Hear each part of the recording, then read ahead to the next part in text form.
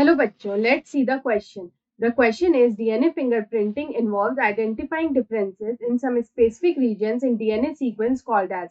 यहाँ पे बोल रहा है कि DNA fingerprinting में जो है it is involves identifying differences in some specific regions in DNA sequence. इसको हम लोग क्या बोलते हैं? Option A is repetitive DNA, option B is single nucleotides, option C is polymorphic DNA and option D is satellite DNA.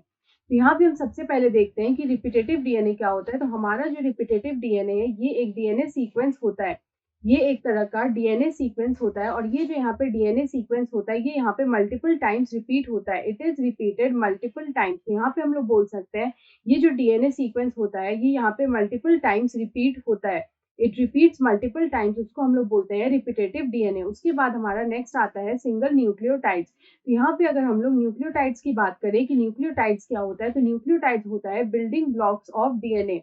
These are building blocks of nucleic acids. और यहाँ पे जो न्यूक्लिक एसिड्स होता है वो होता है डीएनए एंड आरएनए। तो यहाँ पे it is the building blocks of DNA and RNA. यहाँ पे जो ये न्यूक्लियोटाइड होता है ये बना होता है of phosphate group with pentose sugar and a nitrogenous base। और यहाँ पे एक नाइट्रोजनस बेस जो होता है वो यहाँ पे प्रेजेंट होता है।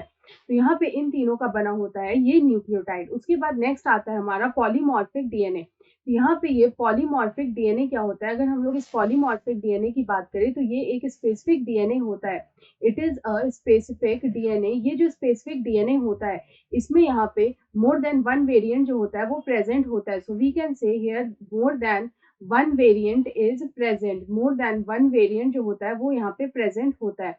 और लास्ट हमारा आता है सैटेलाइट डीएनए। अगर हम लोग यहाँ पे देखें कि व्हाट इज सैटेलाइट डीएनए, तो ये जो सैटेलाइट डीएनए होता है ये यहाँ पे नॉन कोडिंग डीएनए होता है।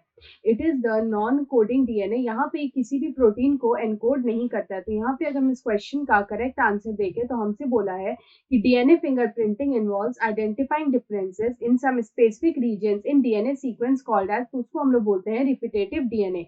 So option A will be the right answer. I hope you understand this question well. Best of luck.